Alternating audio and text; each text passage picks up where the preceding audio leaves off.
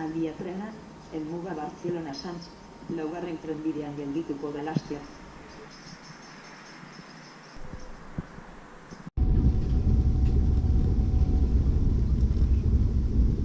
Senyors viatgers, propera estació...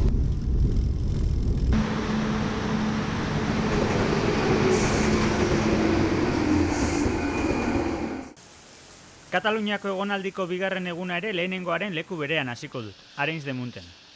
Arenys de Munten, baina Euskal Herritik pixka bat gertuago, Jordi Bilbainekin. Jordi Bilbain filologoa da, baina historia kontuetan ere aditua. Historia liburuetan, estatuak aplikatutako zentsurari buruz doktore tesi egindakoa. Si es tracta de l'arbre de Guernica, aquest arbre el va fer portar el propietari d'aquestes terres després de casar-se amb una dona basca.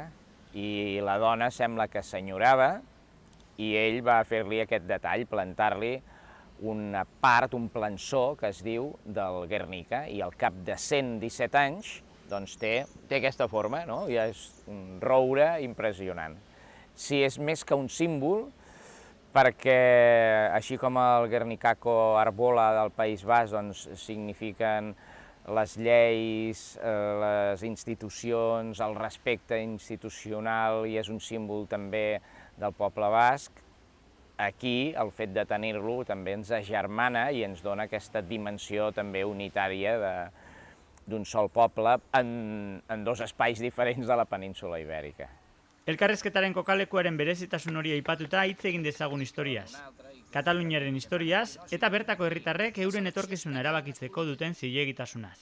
Imaginem-nos que des d'Adam i Eva Catalunya formés part d'Espanya i que des d'Adam i Eva ja Espanya s'hagués regit amb l'actual Constitució i que Catalunya fos i hagués estat una part d'Espanya. Imaginem-nos això, Catalunya tindria legitimitat en aquest moment determinat de la història per dir no ens agrada la relació que tenim amb Espanya, volem un altre tipus de relació o no en volem cap i volem convertir-nos en un estat propi. I això ha passat a tot el món. Això et dic sense que tinguéssim legitimitat històrica, però és que, curiosament, el Parlament català existeix de molt abans que existeixi el Parlament espanyol, les constitucions catalanes són molt anteriors que la Constitució espanyola, la nació catalana és molt anterior a la nació espanyola i algú fins i tot diu que la llengua també és molt, molt anterior a la castellana. Per això Castella formava part de la Tarraconensi i no Tarragona formava part de la Castellanensis, que no ha existit mai. L'Imperi Català, molt poc conegut també perquè la historiografia tradicional espanyola ha esborrat aquests referents, formava Aragó, Catalunya, València, Mallorca, Sicília, Sardenya, Nàpols, en alguns moments Roma, Atenes, Neopàtria, després s'incorpora Castella, Navarra i després totes les terres d'Amèrica, de l'Àsia i d'Oceania amb les últimes conquestes. Jo no defenso que tenir un imperi sigui fantàstic i xupi guais, però simplement defenso que això va ser així i no hi va haver un imperi castellà. En tot cas, hi va haver un imperi hispànic sobre l'antic imperi català amb la incorporació de Castella. Per tant, les coses explicades així canvien i per això la bandera d'Espanya és la bandera catalana o una de les variants medievals de la bandera catalana. No és la bandera de Castella. Per això Espanya, l'Espanya imperial, es construeix la forma catalana de construir el món a través de la unió de regnes, el federalisme. I per això quan Castella arriba a tenir el poder a Espanya, destrueix el federalisme i imposa l'Espanya monolítica i unitària. Que aquesta Espanya només existeix des del segle XVIII, o sigui, 2 segles. 2 segles d'Espanya unitària contra 10 o 12 d'Espanya federal. Quan Castella decideix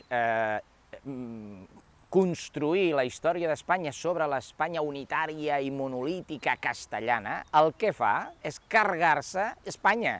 carregar-se la història d'Espanya i carregar-se la voluntat de milions d'hispànics que fins fa 2 dies s'organitzaven de forma federal. Eta nola jokatzen du botereak historiaren bere ikuspegia gaien dadin? Sí, el que ha fet és controlar les emocions, les ments i les accions de la gent. Si crees unes lleis que permetin que la gent publiqui, parli, es trobi, s'organitzi políticament, no? Doncs això permet que hi hagi un espai de llibertat.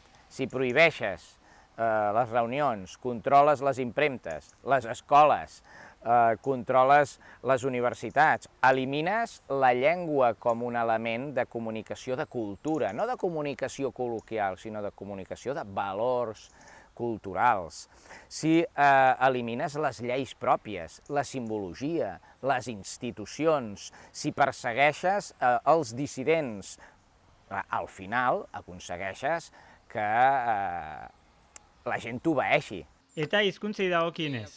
Hi ha molt poca gent compromesa amb la llengua, no que jo sóc català amb aquestes parafernàlies i aquestes grans frases que tota la vida s'han dit, no? Sinó compromesa amb la llengua, que veu els conflictes, els perills. Hi ha gent que ja postula que en un estat futur eventual català hi hauran d'haver 2 llengües oficials, la catalana i la castellana.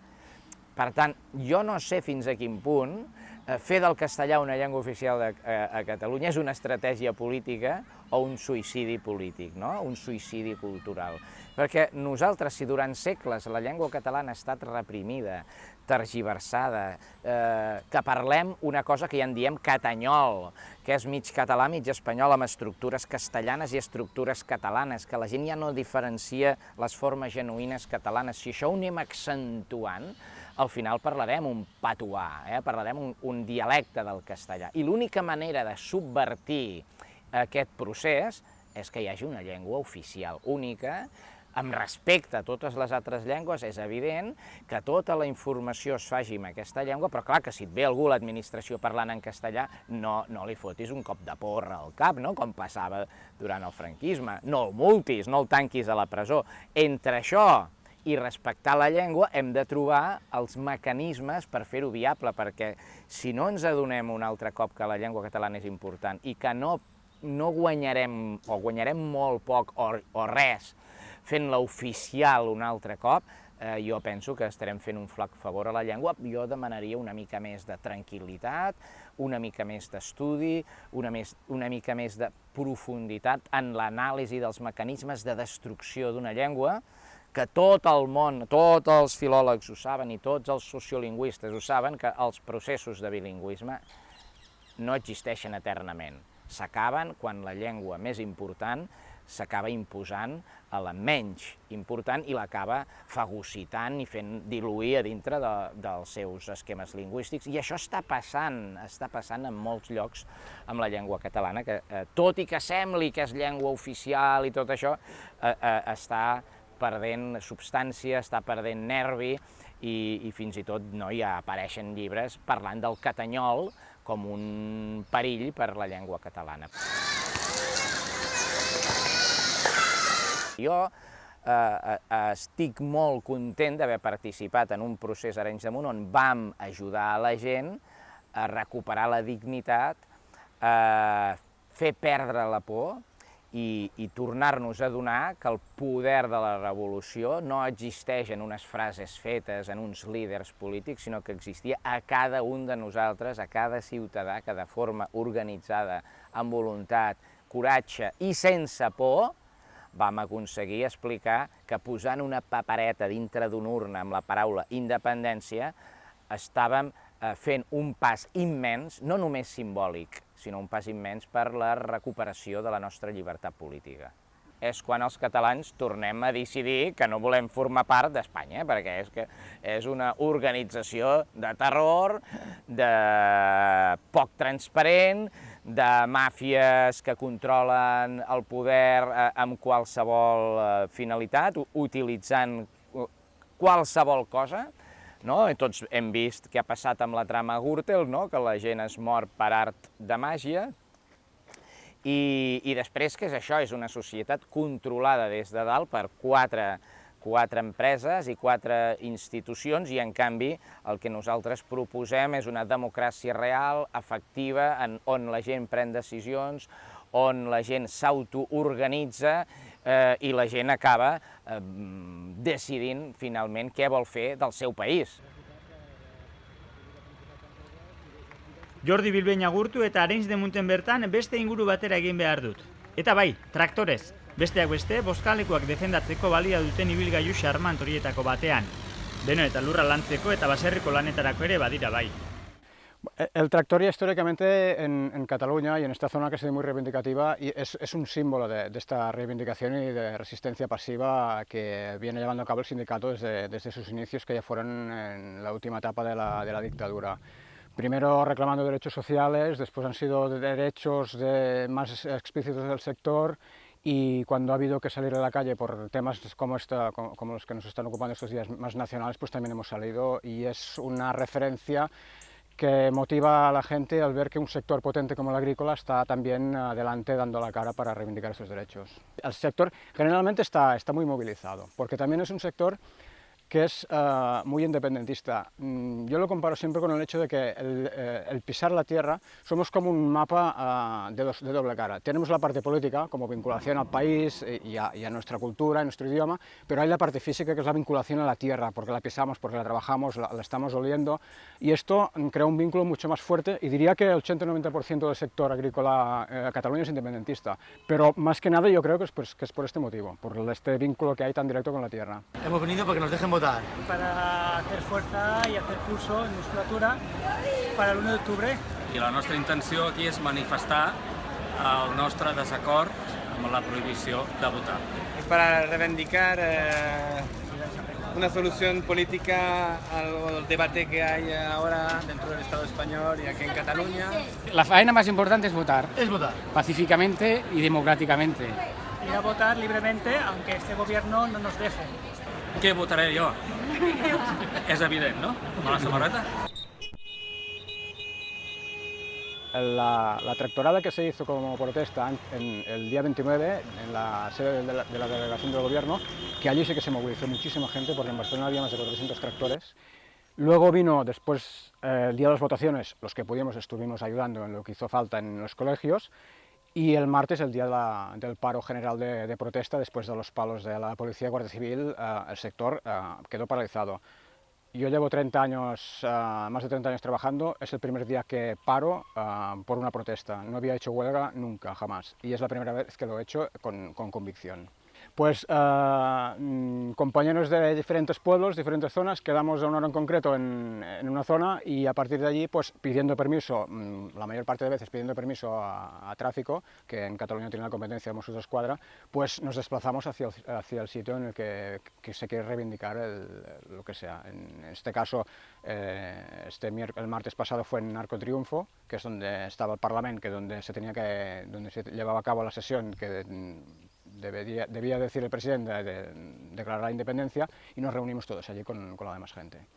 Y a partir de aquí, pues otro día puede ser la movilización por un tema de una expropiación de una finca agrícola, porque cuando hace falta hacer una zona industrial nueva o una promoción de viviendas o cualquier otra cosa, cualquier equipamiento, la primera tierra en la que se fijan es la agrícola. Por lo tanto, hemos hecho movilizaciones para salvar algunas fincas que eran objetivo de algún tipo de construcción, en algunos casos incluso ilegales, saltándose la ley, amparándose en el interés general, que es la coartada que tienen los gobiernos para decidir qué es el interés general, qué es o no interés general.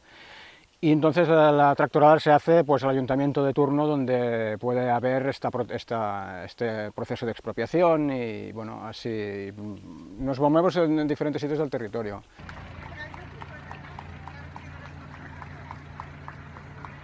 En las reuniones previas ya nos dijeron, como ya sabíamos que podía haber problemas en algunos colegios, ya nos dijeron que estuviéramos atentos y disponibles por si hacía falta poner el tractor delante para proteger entradas en los colegios por el motivo que hiciera falta. Nadie se esperaba en ese momento que la policía actuara con la violencia que actuó. Cuando empezaron a llegar los porrazos, nos llamaron enseguida y nos dijeron que en las zonas donde había tractores en los colegios electorales les dificultaba mucho el movimiento de la policía y por tanto en esos colegios no estaban cargando. Casualidad o no, pero no cargaron en ningún colegio donde hubo tractores en la puerta. Y entonces nos dijeron que movilizáramos a todos los que pudieran de tractores para proteger a los colegios y así impedir la entrada libre de la policía cargando contra todos. Y funcionó. No lo sé si fue casualidad o no, pero donde hubo tractores no llegaron a cargar. Eso es muy emocionante porque al final que se te acerca la gente, te da las gracias por estar allí, pues ayer somos muchos los que estamos allí intentando defender nuestros derechos y siempre les hemos dicho lo mismo, la única cosa que hacemos es defender nuestros derechos con nuestras herramientas. ¿Qué pasa? Que nuestra herramienta se ve mucho porque es un tractor. Los informáticos, que hacen un trabajo infinitamente mejor o más importante que nosotros, van con un ordenador y nadie se lo reconoce, porque como colectivo no son muy visibles, a nosotros sí, pero es lo que comentaba antes, el hecho de ver un colectivo movilizado, que no se arruga, que tiene energía, que no afloja, pues esto le da mucho moral a la gente y siempre nos lo han agradecido mucho. Llegando al caso de ofrecernos su casa, el otro día en Barcelona nos ofrecieron su casa por si nos quedamos ahí toda la noche. Claro, esto se sorprende y es muy reconfortante y emocionante, claro.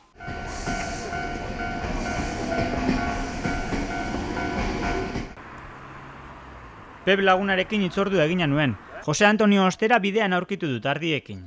Abeltzaina da, baserritarra. Traktorea ere badu, baina ez du traktoradetan parte hartzen, foioizalea ez dela dio. Kataluniako arazoaren beste ikuspegi badu. Ez da bertakoa sortzez, baina 30 urtetik gora daramatza Katalunia. De Granada, soy de Granada y allí teníamos vacas y mi padre se vino aquí y aquí tenemos vacas. Y ahora aquí tenemos las vacas y tenemos las ovejas. Y bueno, y los campos, la agricultura. A ver, ya vinimos directamente a los payeses, que se supone que son los más... Y bien, nos acogieron bien, nunca hemos tenido problemas con nadie. Nos hemos integrado bien. Yo, mi mujer es catalana. Mis hijos son nacidos aquí, bien, pero bueno, las raíces siempre están ahí. Pero bueno, también dicen que la tierra de uno es donde está. O sea, no tengo ningún problema en estar aquí. Que tendrían que explicarse un poquito mejor todos, ¿no? Yo creo que sí. Explicarse y no llegar hasta donde se ha llegado. Tenían que haber hablado y haberse puesto de acuerdo y haber hecho las cosas bien. No, mis huevos son los más gordos. Y no, así no va la cosa. Y no que se está haciendo enfrentamientos, personas contra personas, amigos contra amigos y familia contra familia.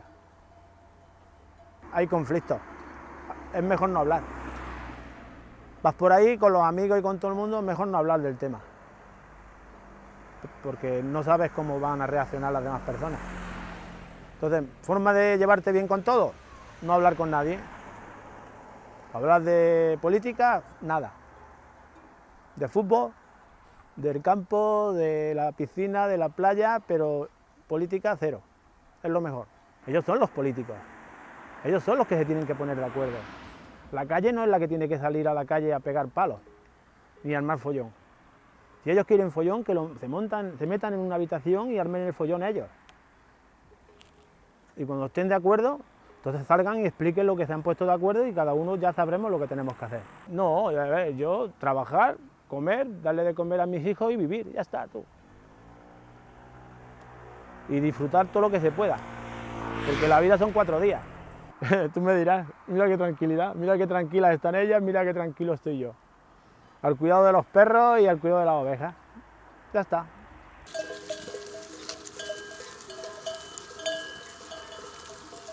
Yo he venido a sustituir a mi hermano porque ha ido a comer y ahora viene él y ya me marcho yo para la casa. A estar al cuidado allí de los corderitos, ponerles de comer, pienso, arreglarlos, controlarlos un poquito.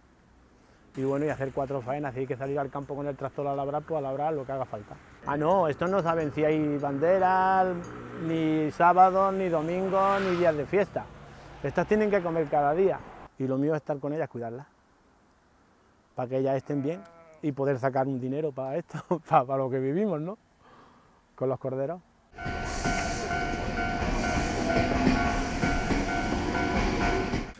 Jaume Rodri da bera, idazlea, eskultorea, politikan ibilitakoa. Kataluniako parlamentean diputatu 90ko hamarkadan, RC alderdiarekin. Quan jo vaig ser diputat al Parlament de Catalunya, érem molt pocs que érem independentistes. I tota la gent, tots els altres diputats, d'esquerres i de dretes i de centre, ens assenyalaven amb el dit en plan, diguem-ne, fotent-se, no? Mira, ara arriba l'independentista, no? I quan has vist tot el procés de treball que hem fet fins a arribar en aquest moment, que és un clam popular a Catalunya i que des dels nens petits fins als avis s'emocionen davant del fet de poder crear un estat nou i un estat nostre, això et dona una satisfacció dels anys que t'has passat en cotxe de nit, travessant Catalunya per anar a donar una conferència a 250 quilòmetres, no? I allà tenir-hi 3 persones i tornar a venir cap a casa, no? Semblava que no feies res, però tot això de mica en mica s'ha anat fent país, de mica en mica, molt de mica en mica, lluitant contra aquesta cosa terrible que és un franquisme que no acaba mai de desaparèixer. Franco ja ho tenia com l'única punt de la seva filosofia, era la unitat sagrada de la pàtria, per dir. L'altre tant li fotia. No en tenia res, ni mai es havia dedicat a res, no sé si llegia res, suposo que no. Ara, la integritat del territori com a conquesta, això és bàsic. Aleshores, ens odien, ens han conquerit militarment, ens tenen el peu al coll des de fa 400 anys i, a més, ens odien. En treuen tot el suc que poden, però a més, a fons, hi ha un odi terrible a la cultura, als nostres poetes, als nostres músics, a tot. És a dir, odien allò que desprecien i odien allò que realment els supera, jo diria que els supera, sense que siguem millors, però som distints. I Espanya, com a nació, és un poble, diguem-ne, que no accepta que algú pugui ser distint a ell. El que ell no veu bé és dolent. I llavors, sota aquesta cosa, s'ha anat creant un odi que és fondo, que és profund, que el trobes a cada punt i moment, per poc que rasquis de seguida te n'adones, encara que la gent, llavors, la gent privada diu no, jo tinc molts amics catalans, jo amo mucho Catalunya. No, aquest no és el problema. El problema és que, com a concepció, Espanya, l'imperi, que és un imperi castellà, odia profundament tots aquells pobles que han sigut més que ell i que són més que ell i que no volen acceptar que l'hidalgo castellano pugui dominar el que li sembli i fer el que li sembli. Llavors, aquest odi la gent l'ha vist, i l'ha vist de prop. I ara que la gent l'ha vist, i ara que avui dia hi ha 1000 maneres d'enviar fotos i retalls de diaris i la televisió i tot plegat, on la gent que l'odin no li agrada. Sobretot si no ha fet res, si només ser ella mateixa, no? I llavors aquest odi l'han arribat a crear, fixa't, el franquisme va matar l'únic president elegit democràticament, el van assassinar fa 83 anys, i no mai se'ls ha ocorregut, no solament donar una explicació, ni això, res, no. Van fer el que havien de fer i ho tornarien a fer, com va dir l'altre dia al Parlament el desgràcia aquest del Casado. Jo vaig escriure-ho no vull ser profeta, però m'he dedicat a la política, i jo vaig escriure-ho ja fa 2 mesos que això aniria així. I el procés és repressió tanta que puguin, mentre Europa no s'escandalitzi massa, que no s'escandalitza gaire, perquè està ple de morts al Mediterrani i Europa es queda tan ampla. Doncs que això ha d'acabar, ha de culminar amb la detenció i l'empresonament de la Carme Forcadell i del president. Això no té cap més sortida. Aleshores, el dia que facin això, perquè d'errors els han fet un darrere l'altre. És a dir, que no ho he dit abans i ho haig de dir. Si Catalunya es troba on ens trobem, és gràcies a tenir enemics absolutament imbècils, absolutament curts, absolutament ignorants. Si tu a la vida tens un enemic ignorant i burro, i que l'odi li pot més que la intel·ligència, pràcticament ho tens tot guanyat. I això és el que ens ha passat, ho tenim tot guanyat. Ara l'últim error que faran serà empresonar el Puigdemont i a partir d'aquí comença una mena de sublevació popular, com la que es va veure el dia 3, amb unes grans vagues generals i la caiguda del Rajoy, això és el que jo veig. I si treuen en Mas, que els semblava que traien en Mas i atacant en Pujol i tot, s'aniria de tot a terra, ha sortit un noi que ningú coneixia de res, que és el Puigdemont, i si treuen el Puigdemont en sortirà un altre que ningú coneix de res, però és el poble que tira endavant. Eliz gizon ere izan zen Jaume Rodri, Xirinax bezala. Eta Lluís Maria Xirinacs ere ibili zen politikan, bakezaletasuna ezaugarri. Lagun handia zuen Jaumak. Té la desavantatge de ser català, com molta gent que ha passat per aquí, que ha nascut a Catalunya, perquè és un home de la categoria de Gandhi, però a aquest nivell, I intel·lectualment potser millor encara. Però esclar, és un home que ha fet vagues de fam fins a la mort, fins a quasi la mort, és un home que ha ensenyat, és a dir, com s'explica i on trobes tu del món una societat de vells, de iaies, de nens petits, de joves i tal, que aguantin de manera impàvida la brutal agressió de la Guàrdia Civil i no s'hi tornin. No. Això, hi ha un mestre de fons en aquest país, que és en Xirinacs, que es deixava pagar, es deixava empresonar, que feia vagues de fam de 40 dies, en fi. I això va anar calant en el fet que la nostra força som nosaltres, no les armes que puguem tenir, sinó nosaltres. Amb les armes pots guanyar en un moment determinat, com diuen allò, vinieron los sarracenos y nos molieron a palos, porque Dios ayuda a los buenos si son más que los malos, no? Doncs aquí, per la força no anem enlloc, Ara, posant-hi el cos tots, posant-hi la nostra independència cada un de nosaltres, això no es pot superar, perquè ho guanyaràs avui, però ho perdràs demà o demà passat, perquè això va crear. I aquesta càrrega del dia 1, aquest dia 1 d'octubre, és l'esclat de la manera de fer política de Catalunya de tants anys, amb silenci, a poc, no insultant a ningú, mirant de fer la vida democràtica, mirant que les taules es fessin bé, que no hi hagués trampes enlloc, que si hem de perdre, perdem, però que la cosa sigui clara. I aquest dia 1, hi ha molts pobles ja que han demanat de posar-li nom al carrer o alguna plaça important.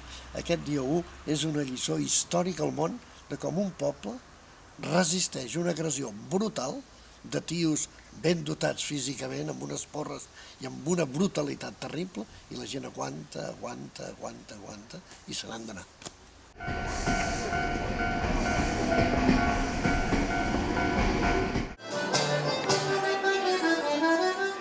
Ara, ze giroa piken.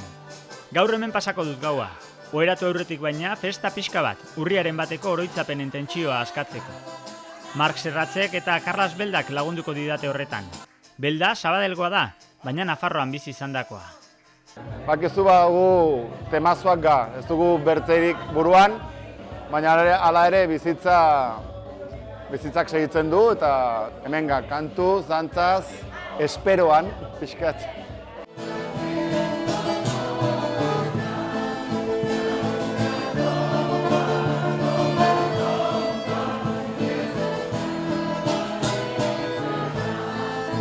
Profitatzen dut, gaia aipatzen dut batez ere tentsioa kentzeko, gutaz trufatzeko. Behar dugu broma, broma tratatzeko, pixkat, serioski mintzatuko horri buruz, orenez. Eta beraz, nire idea da, aipatzen dut, pisua kentzeko, arintzeko. Nire ustez, Espainia ez dela existiten. Beraz, falsua da, eta Espainia sortzeko, Espainiako erosomen diren kulturak zalpaldu behar dira. Hoi triste da, baina nala da. Guretako ez da gauza bera. Gu, Kataluniarra baina Kataluniar kultura bada denetaik. Indugu sardana bat, eta Sevillan egiteko, arazorik eta hemen kanpoan dira maztigak, Senegal aldarrak, igual du. Hoi dena, nik beteko honetu dut itxasuntzi batekin. Gu itxasuntziaga, norabide batean, eta nor nahi etortzen alda, gure itxasuntzian sartzeko eta arat gateko. Igual du nondik heldu diren, guk ez dugu arazoriko ekin, sekulan. Nik ez dut eta normalkin niorek ez du. Baina, nire ustez, Espainiaren idea arazoa da, ez dela existitzen. Asmatu behar dute zerbait falsua eta gauza falsu hori sendotzeko egiazko kulturak zapaldu behar dute. Onartzen bali badute, Espainia desagertuko. Sentitzen du, baina gero eta argiago ikusten da hori. Eta nire ikuspuntua. printzipioz, nik egiten duten musika da, normalki alaitzeko edo giroa alaitzeko da. Beraz, beti hoi saiatzen naiz, hoi lortzea. Giro eroso edo xarmanta lortzea. Baina, hala ere, ez dugu errealitatea ezkutatu behar, gordetu behar. Zerbait triste balin bada, aipatzen alda, eta nik erran nuke atera behar dela. Ez du gaiztotzeko. Kentzen duzu, aipatzen duzu, baina, bueno, kentzen duzu eta gero segitzen alduzu, bestarekin, kantuz, bertze gauzak aipatzen. Errealitatea da, eta gestionatu behar da, ez dugu bertzerik. Triste balen bada, onartu, jantzinat. Baina, hala ere, biziga. Eta da importantena, eta bizigarelaik bizitzak zaindu behar dugu. Batez ere bai importantena nire ustez da konfiantzia landu, edo mantendu. Bakotxak badu bere lekua, gurea zenatokian, zurea kabaren gibelean, eta momentuz politikariek fiatzen ga, politikari ez, bai, fiatzen ga, ni, bai, eta hoi, txampaina prest, bai.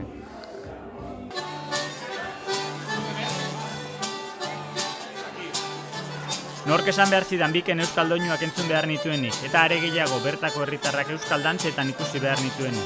Moltas gracias, benetan.